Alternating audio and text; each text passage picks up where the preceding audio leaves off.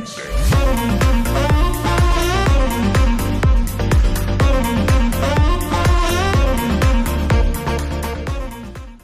Z-Friends, aku lagi bersama dengan Hani Pris ya. Hai. Owner dari H-Clinic atau Harmony Clinic ya. Iya. Harmony, Hani sama semua hanya. Ini di Jalan Hangekir. Aku tuh lagi baru praktek di sini nih Z-Friends. Nah, nanti tungguin videonya karena aku sama Mbak Hani bakal ngobrol-ngobrol, bakal bikin video. Coba lihat deh nih. Udah siap tuh lampu-lampu apa segala macam. Ini ruang praktek aku Z-Friends. Nanti aku akan cerita ya kira-kira kerjaan itu apa aja sih gitu. Mungkin banyak yang ngerti gitu. Kenapa sih seksolog ngomong seks doang? Bukan cuma seks doang ngomongin, tapi juga ngasih terapi, konseling dan edukasi gitu ya. Nanti tungguin di YouTube aku ya.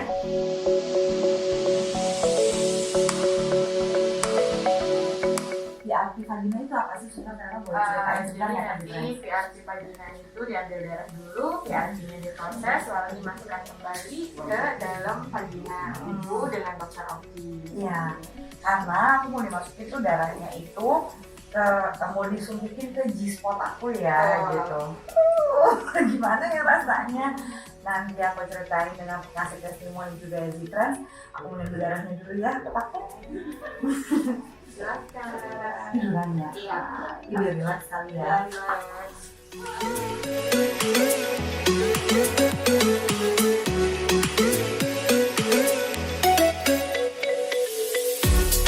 Halo Mbak Zoya. Halo, Dokter Yoga. Gimana Mbak? Dok, sekarang gue mau kenalan ISA GSS tuh apa sih dok? International Society. Waktu itu saya ambil untuk estetik ginekologinya di Turki. Oh, Dan gitu. setiap workshop kita kan masuk ruang operasi. Jadi kita dapat Oh, keren banget gitu. Jadi ini jika aku lihat nih di ininya di BDJ Dokter Giza tuh ada ISA GSS International Society of Aesthetic Genital Surgery and Sexology. Jadi sebenarnya kita yang berhubungan dengan bidang seksologi itu nggak semata-mata cuma karena ngomongin seks doang kan dok ya.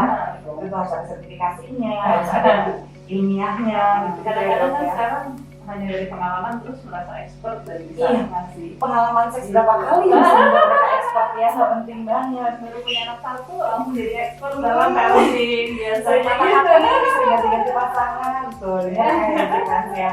Gitu kenapa gitu? Karena kalau misalnya kita mau berkonsultasi, apalagi ini sehubungan dengan kelamin kita gitu ya, dengan kehidupan seks kita yang berkualitas, itu juga harus dengan orang-orang yang kredibel kan ya dok ya. So dok, kan aku tuh umur aku tahun ini September ini 45 tahun. Oh gitu, Iya. Penting.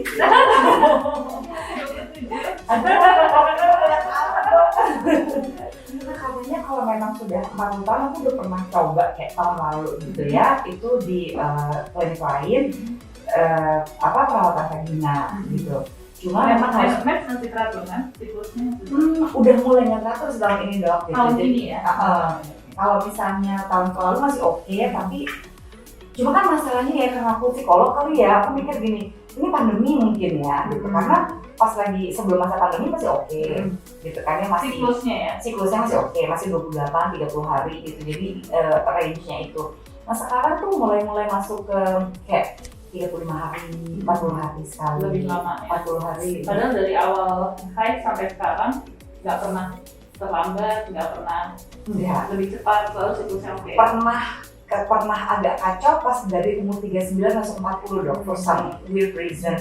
Jadi waktu itu aku sampai pakai IUD karena tiba-tiba kira-kira itu tahun 2014 aku tuh sampai kayak dibersihin gitu loh sama jadi ke dokter karena aku mens 20 hari nggak berhenti.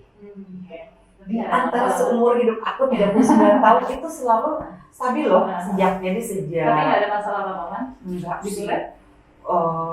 Aku pernah ectopic pregnancy tahun 2002 gitu, terus berita banget tuh bener-bener ectopic pregnancy-nya bener-bener di ovarium.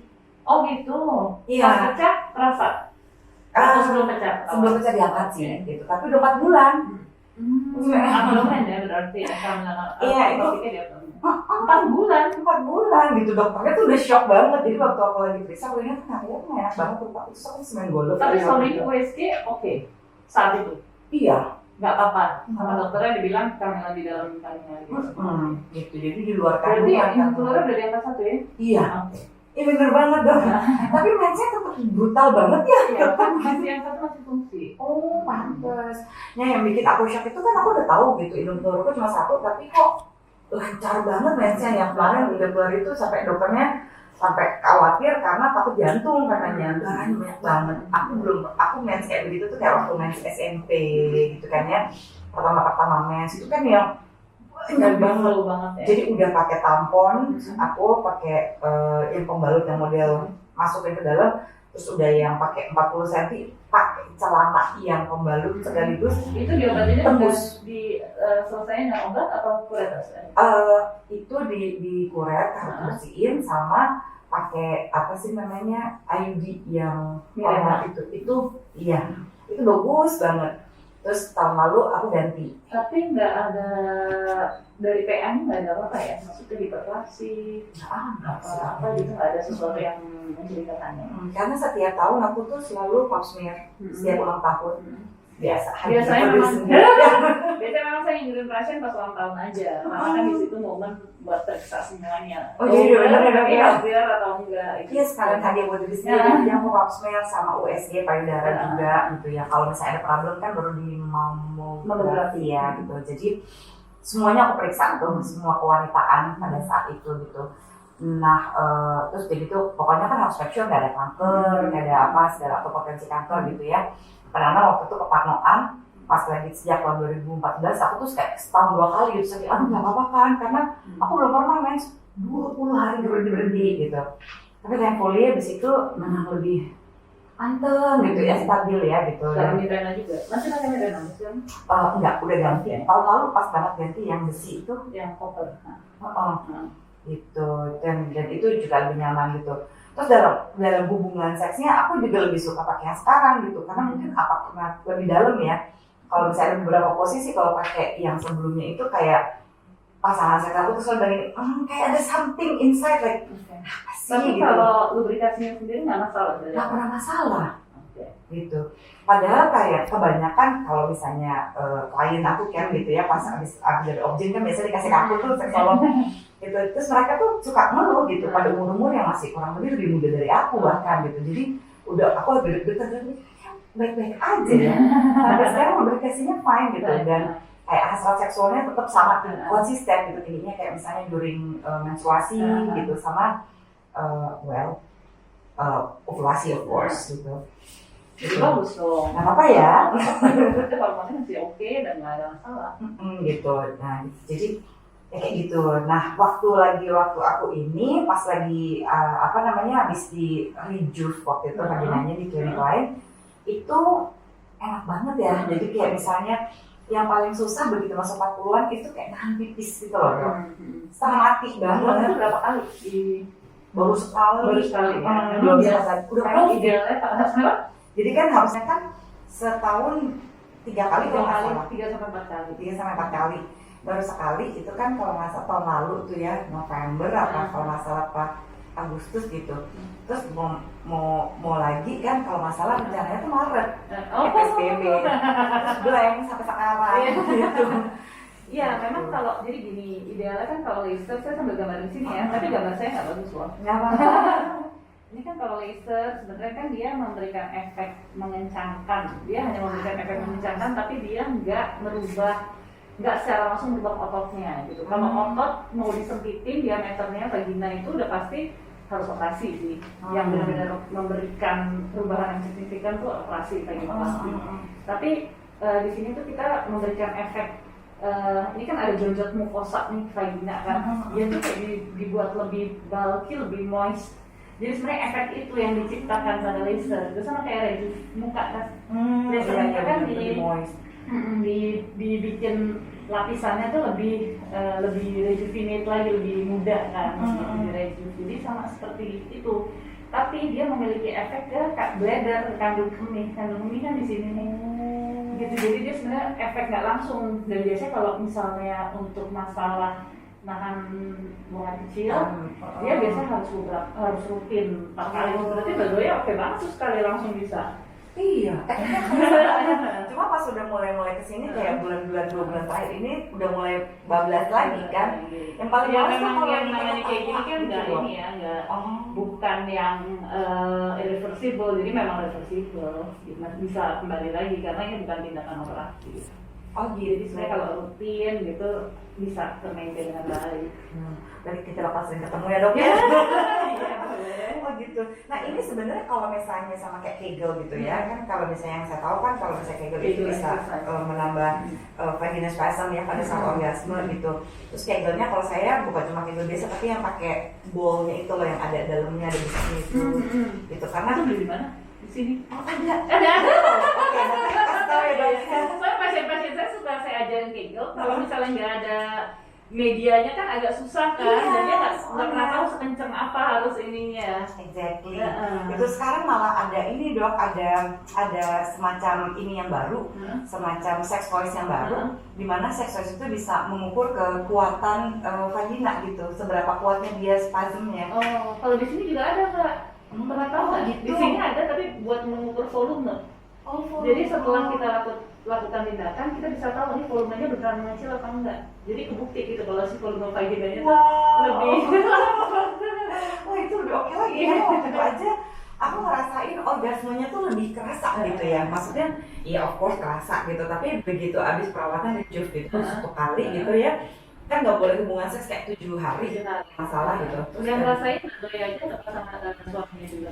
kalau pasangan sih mungkin aku tadi nanya juga ya, tapi nanti kita ngerasa kayak gini, ini enak banget nih gitu ya, lebih gerget gitu kan ya. Biasanya aku cukup aware, cuma kali ini kerasanya tuh kok gue bisa bener ngerasain setiap kita gitu ya dari vaginal spasm sendiri gitu. Biasanya kerasa tapi nggak sekuat itu gitu. Karena apa kalau bola untuk Kegel exercise kan ada 3. Jadi kita coba yang ringan kan isinya kita bisa kegiatan sehari-hari itu sambil pakai itu tuh Itu kayak iya nyaman banget dok gitu ada warnanya juga juga sih gitu tapi I just like it gitu nah kayak gitu jadi ini sama kayak dampak Kegel atau jadi yang aku tahu kalau misalnya kayak vaginal rejuve itu kayak bisa kayak berapa kali Kegel gitu. Jadi kalau rejuve itu kan bosan. Kalau Kegel kita otot pintarnya juga. Bukan hanya vagina tapi otot panggul yang menyangga si rahim. Jadi sebenarnya kalau misalnya kita mengerjakan Kegel exercise dia bukan hanya mencegah vagina tapi juga mencegah kayak ya mencegah bisa dibilang itu jadi si rahim itu akibat jantungnya gitu. Banyak tuh kalau misalnya anak kita besar yang dilakukan itu kan resiko untuk dia berobat atau untuk berobat istilahnya tinggi gitu kan dengan rutin itu gitu. Kalau rejuve sebenarnya hanya sebatas di vaginanya. Tapi kita tetap harus Kegel dong. Iya, kalau Kegel harus. Kegel itu seperti pap smear. Harus rutin, tapi kalau Kegel ya lebih sering lah tiap hari kan kita harus melakukan. Ya ampun, saya bener-bener senang-senang aja kan maksudnya kan ya memang ngerasain kan karena memang kalau di Kegel memang lebih oke ya gitu. Tapi memang nggak signifikan dampaknya pas lagi dikasih rejuve gitu ya. Iya, karena kalau rejuve kan pasti langsung di sininya. Langsung kalau istilahnya tuh kalau Kegel tuh otot keseluruhan, kalau si rejuve ya localized ya, tapi efeknya langsung di situ gitu. Oh gitu, pantas dampaknya itu kerasa banget kayak baru sekali gitu kan ya. Karena aku pikir kebanyakan dokternya juga udah bilang waktu itu, Mbak ini mesti berapa kali lo baru terasa manfaatnya gitu ya. Aku bilang oke gitu. Saya juga sekali udah merasa banget kok. Iya benar, I think you're younger than me kan dok. Curang. Wow, ini bisa kayak set gitu ya, gitu. Tapi apa namanya dan lubrikasinya kalau moistnya sih ya memang pasti nolong banget lah. Kan takut ya gitu ya kalau udah umur segini udah ya mesti siap-siap gitu kan. Karena udah biasa kayak I'm easily aroused gitu. Terus kalau misalnya hubungan seks udah deh nggak penting itu gitu segala macam karena lubrikasi aku tuh lancar sekali gitu. Bagus loh, Mbak. So, I was like, aduh, thank God gitu. Biasanya untuk usia 40 ke atas tuh masalahnya lubrikasi biasanya. Makanya Bahkan yang muda-muda kan juga banyak kan, pasti banyak yang konsum baterai juga kan. Itu makanya. Walaupun gitu aku udah mulai parno nih gitu. Masuk mulainya aku bawa aja gitu. Tapi thankfully itu nggak apa-apa sih gitu. Karena banyak yang kesakitan kan.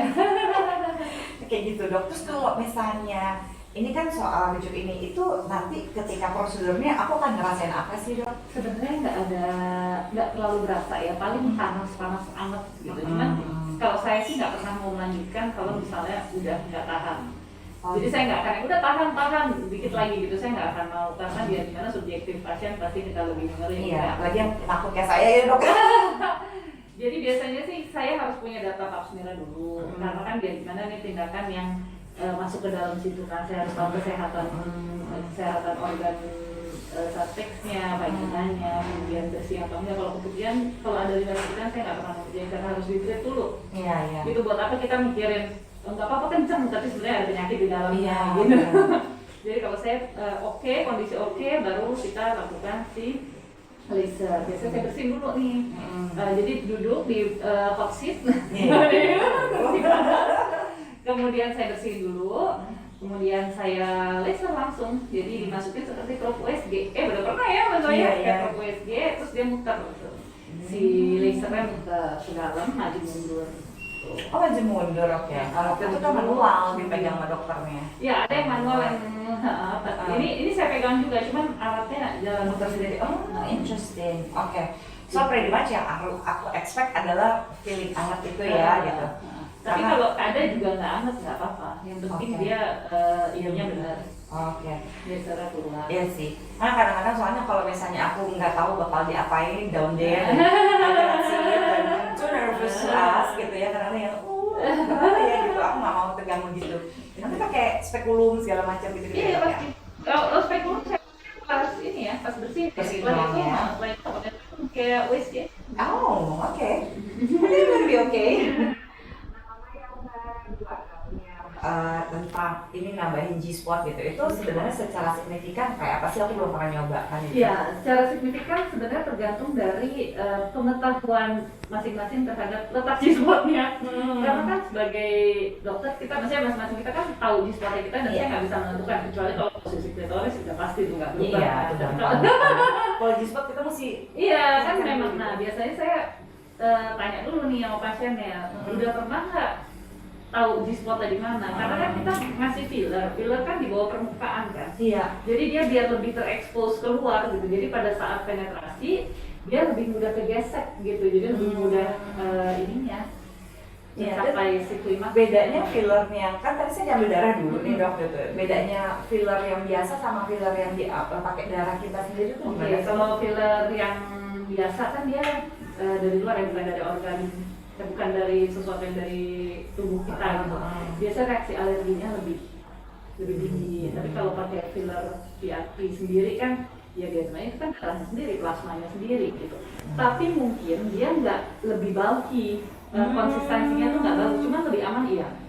Gitu. Kayak saya biasanya lebih takut pakai yang filler biasa, yang kayak buat hidung, buat kosmetik itu kan takutnya kalau ada reaksi alergi kita nggak bisa apa-apa. Tapi kalau dari tubuh sendiri kan lebih aman, kita cari aman aja. Kalau filler yang itu kan bisa lebih bulky, terus dia gitu kalau dia itu nggak bahaya ya dok ya, maksudnya di dalam sana gitu. Enggak sih, di dalam situ bahkan sebenarnya kan benang aja di dalam situ nggak kenapa-napa. Karena saya pernah punya pasien habis lahiran di vaginanya tuh dikasih dokternya benang nggak bisa terserap. Jadi masih ada tuh benangnya terus di situ selama berapa tahun. Itu nggak apa-apa karena kan dia lapisan di bawahnya kan. Nggak masuk aliran darah. Oh, jadi ini nggak ada reaksi alergi, reaksi apa sih namanya? Ya, minimal. Yang banyak segala macam. Karena di bawah. Gitu. Kan dari darah sendiri ya, dari plasma sendiri.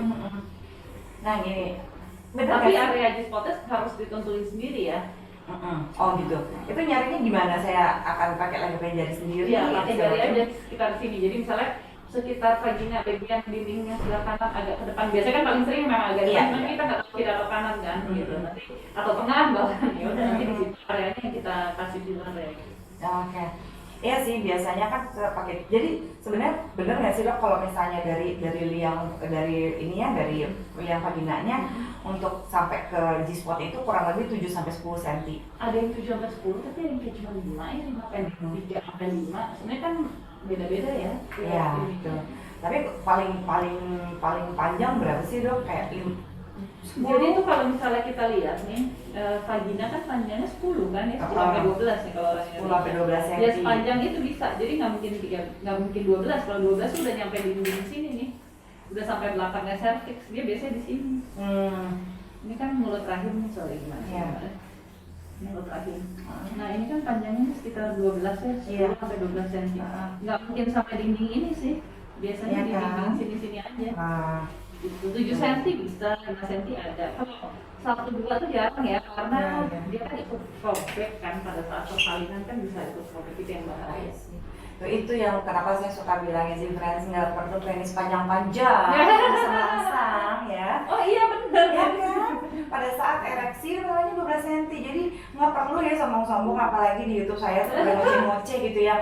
Aduh Mbak Zoya, saya tuh panjangnya 15 cm, buat apa? Emang nggak masuk dong. Masuk tuh, denger nggak? Gitu ya, letak G-spot itu cuma kurang lebih segitu. Dan ingat ya, saya pernah bilang G-spot itu singkatan dari Grafenberg gitu, karena dia yang dulu yang menemukan. Jadi kalau ada orang yang bilang, bohong lah G-spot itu nggak ada, halo, gitu ya. Ini ya, tanya sama dokter Dinda, ya. She's more credible than I do kalau ngomongin soal G-spot, dia ahlinya. Jadi di dokter Dinda ini bisa kita itu ngomongin tentang, kita bisa nambah apa ya, ketebalan ya, kalau gitu ketebalan G-spot. Gitu untuk menambah exposure di spotnya ya, pada exposure di spotnya. Jadi kalau misalnya bisa bikin orgasme itu adalah vagina spasm atau remasan vagina. Tapi G-spot begitu juga klitoris itu bisa menambah enaknya dari si orgasme ini. Jadi pleasurable sex sebenarnya gitu ya dok ya. Iya, betul. Tuh, gitu. Jadi nggak perlu sok panjang-panjang. Yang lebih penting adalah penis yang keras, oke? Untuk bisa membuat kenikmatan. Jadi nggak usah sok-sok panjang, lebar-lebar digedein. Apalagi yang suka pakai apa sih namanya mutiara-mutiara di sekitar, kayak biji tasbih lah di sekitar penisnya. Aduh, Itu banyak yang akhirnya bikin perdarahan kan di belakang sini, malah kasihan masuk IR. Masuk IR repot gitu. Jadi tapi harus dua-duanya juga kan ya dok sebenarnya kalau misalnya untuk sexual pleasure. Oh iya. Jadi kalau udah ada G-spot kayak gini terus penisnya juga nggak keras kan susah. Iya. Penetrasi juga susah kan? Gitu. Kalau nggak sekeras ketimun susah sih friends, oke? Gitu nggak bisa penetrasi juga. So oke, aku ready. Tapi kira-kira pas lagi disuntikin G-spotnya itu gitu udah temu itu sakit nggak sih dok? Karena aku penakut banget. Kalau sakit sih nggak ya, karena kan sebenarnya mukosa ini nggak ada persaratan kan. Makanya ketika kita udah kayak waktu dipasang IUD ya dok? kalau IUD kan di dalam sini pasti mulus, dia kan cuma di sini nih. Kalau IUD kan di sini. Nah kalau di sini IUD kan banget dok kayak lagi mau pembukaan berapa gitu. Kalau di sini tuh nggak ada persaratan, makanya ketika robek jalan lagi kita tuh nggak pernah ngerasa sakit kecuali pas di perineum yang kita jahit baru sakit ya. Iya. Tapi kalau di sini nggak ada. By the way, perineum itu adalah bagian antara kelamin dengan anus. Ya. Itu perineum. Itu kadang-kadang juga bisa menimbulkan sensasi seksual pada beberapa orang. Pinter kan Zebra kalau bisa menggunakan Linda. Benar ya, di situ ada titik. Iya, kadang-kadang kan apalagi laki-laki. Ini bukan menghina oknum laki-laki, saya kok ketiujan. Mereka tuh suka, wah, emang semua laki-laki begini? Iya, kenapa laki-laki males gitu. Cuma kayak dari vagina beda. Masa eksplor ya. Dari seluruh tubuh itu kita ada kayak gitu. Oke dok, kalau nggak sakit, tapi kalau misalnya aku nanti, aduh ini kayak gini, karena ini kan pertama kali ya, gitu. Aku penakut banget orangnya dok, maafkan aku ya, aku nanti suka agak lebay sedikit bereaksi, aduh, pasti ada gitu. Iya, apa dong? Oke, I'm ready. Oke. Hai si friends, ini tempatnya, lihat nih, aku nanti akan duduk di kursi panas ini, gitu ya, akan ada nanti G-spot aku akan ditebelin sedikit dan aku akan dibersihkan vaginanya, akan ada vagina rejuve ya, pasti dengan suster Halo. Mesti dikasih stres sama biar nggak deg-degan gitu. Wah, aku mulai nervous karena akan disuntikan. Tapi yang disuntikan darahku sendiri kan ya Sus ya. Ini jadinya kayak gini. Tuh, lihat tuh darahku. Gitu. Oh segitu ya Sus, aku kira banyak. Enggak. Gitu sih friends. Oh, nih bentar ya. Aku mau ganti baju dulu ya untuk di treat. See you sih friends. Aku habis duduk di kursi panas ini. Oh ya by the way, kalau si friends mau datang ke H-Clinic, most likely di depan itu akan bertemu dengan wajah cantik ini. Ya. Ya nanti biasanya Mbak Wanda yang akan ngasih tahu ini harus kemana, gimana, dokter siapa yang ada dan segala macam informasinya Mbak ya. Gitu semua. Jadi kalau misalnya ada fasilitas di H-Clinic yang perlu ditanya-tanya, si friends akan ketemu dengan ibu yang cantik satu ini ya, dengan Mbak Wanda ya. Jadi tadi gimana? karena gue ya. Tadi aku udah bilang sama Suster Vero, Mbak aku tuh penakut, tapi dokter Dinda itu ini ya, anteng gitu maksudnya. Jadi gue nggak parno-parno banget. Sekali sih. itu memang. Sekali itu. Jadi yang gue sukain dokter Dinda tuh bilang gini, Mbak, siap-siap ya mungkin akan panas gitu. Sebenarnya anak-anak biasa aja gitu kan. Cuma bedanya kalau di klinik yang sebelumnya itu ininya kecil ya. Proofnya. Apanya? Proofnya itu. Justru ini besar. Jadi agak kaget. Oke, baiklah gitu. Gitu terus ini kalau misalnya habis treatment kayak begini, tadi katanya ada darah ya karena PRP G-spot itu disuntikin ya, disuntikin ke G-spotnya supaya lebih bulky itu, supaya lebih tebel gitu G-spotnya, jadi cepet kerasanya. Ada 1-2 kali tadi aku teriak ya Sus ya, gitu. Ada rasa nyaman sedikit. Ada yang duduk gitu ya, cara penakutkan ya. Tahu gimana dimasukin sama dokter, jadi dokternya nanya dulu, maksudnya biasanya G-spotnya sebelah mana? Oh sebelah sini. Aku biasanya tuh kalau langsung wow gitu, itu lebih terasa sebelah sini, itu diincar di situ sama dokternya. Jadi memang benar-benar harus ada tahu dulu posisinya di mana baru dia iya. di sini. Kalau kita nggak tahu G-spot kita, kalau klitoris kan gampang ya, Pak. Klitoris kan di luar ya, susah kelihatan gitu. Itu jadi tadi dibersihin dulu ya, Dibersihin tadi dulu. dibersihin dulu. Laser baru di PRP G-spot. Emang biasanya kalau misalnya di sini kalau Suster Vero tahu itu satu aja katanya udah cukup bisa bikin orang itu reportnya oke gitu ya. Betul. Nah apalagi ini aku 2 ya. Iya, Luar biasa laser loh aja ini. biasanya udah oke banget Betul. sih. Cuma ini 2 tindakan sekaligus pasti lebih oke banget Siapa lagi. dia yang beruntung menikmatinya? Memang itu si laser itu memang one of best seller di treatment di H-Clinic ya. ini. Jadi memang pasien dengan satu treatment aja itu udah hasilnya kadang reportnya tuh udah yang oke. Mereka pada bilang gimana sih Mbak Hani? Jadi gini, kalau untuk LVR sendiri itu kan jadi mereka tuh lebih tight. Kan itu memang fungsinya untuk rejuvenate kan. Jadi lebih tight, Terus terus vagina tightening ya. betul. Lalu banyak orang yang kadang udah dalam kondisi dimana dia nggak bisa nahan pipis. Somehow it's happen kind of the frequency of the sexual life or something gitu. Jadi memang kadang keluhannya itu, bahkan kadang ada yang udah kadang kita bersin atau ketawa aja udah kayak yang Langsung Aku keluar. ketawa, lagi ketawa terbahak-bahak, apalagi aku kan suka banget nonton stand up komedi ya. Terus yang itu kan pecah semua otaknya ya gitu. Jadi ketawa itu ada sedikit gitu, males banget deh. Betul. Jadi memang it's happen dan kadang itu memang yang jadi bukan hanya untuk sexual function aja. Jadi memang karena untuk keluhan itu banyak pasien yang datang dan terbantu. That's why kita one of best seller kita untuk treatment di H-Clinic itu ya itu. Nah ini double pula dengan si G-spot ini gitu. Makanya kita sebenarnya we're really waiting for your review, ya kan? Kita hanya postpone a week ya, berarti Iya. kita Nggak boleh hubungan nggak seks berapa satu minggu? minggu. 1 minggu. Nggak ada Oke. sexual activity a week, tapi setelah itu ya, Oke. ya. Jadi kalau misalnya sebenarnya mau melakukan treatment ini baik bisa di klitoris ataupun di G-spot ya biasanya Mbak G-spot, ya. tapi lebih disarankan di G-spot. Kenapa ya? Supaya lebih berasa juga di pasangannya. Oh gitu. Baiklah. Kalau di touch kan kita yang lebih ngerasain. Tapi kalau di G-spot itu kan karena dia lebih tebal sehingga pasangannya pun lebih ngerasa Oh gitu. konfident juga. Oh baiklah, aku tanya review dari dia ya. Biasanya lebih kencang di pasangannya juga berasa. Oh gitu. So ini ya, maksudnya kita Many things to expect many things ya. to expect. Jadi mudah-mudahan ya sesuai dengan hasilnya. Gitu. Oke. Jadi ditunggu ya friends. Kali ini sorry pada waktu itu aku nggak sempat bener-bener mereview lagi testimoninya yang dari klinik yang pertama dulu itu karena udah keburu COVID sebenarnya. Jadi tadi seperti yang dokter Dinda saranin, aku akan melakukan perawatan ini kurang lebih seminggu 3 kali, terutama sih yang vagina tightening-nya ya. Bukan cuma untuk supaya dapat best orgasm, karena kan sekali lagi orgasme yang maksimal itu adalah vagina spasm ya, peremasan vagina. Jadi kalau misalnya dia di tightening, terutama kitanya tuh akan lebih berasa.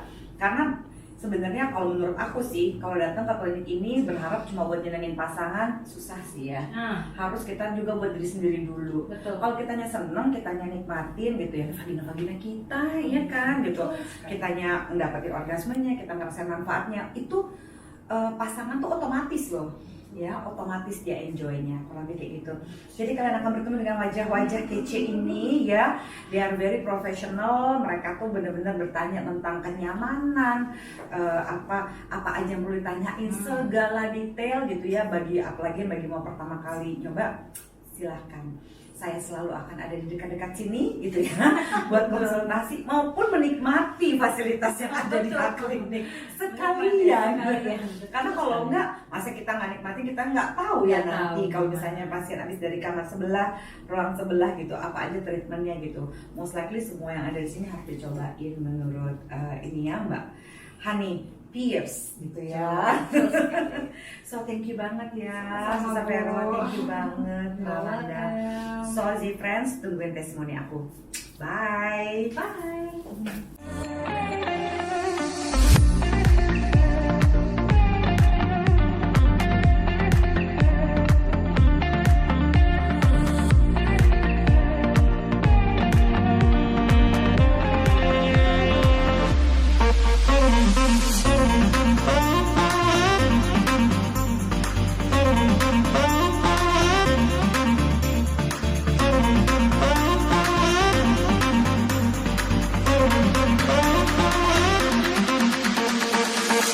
Do you want to dance?